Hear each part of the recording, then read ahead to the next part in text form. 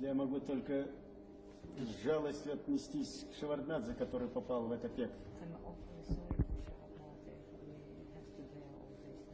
The Chechens that have been fighting on the Abkhazian side, do you disown them? Are they anything to do with you? Чеченцы, которые борются на абхазской стороне, они какое-то отношение имеют? Конечно, любой чеченец, где бы ни находился, имеет не какое-то, а прямое отношение к своей родине. В данной ситуации они как в качестве добровольцев там. И, на мой взгляд, поступили достаточно правильно и с гражданским мужеством.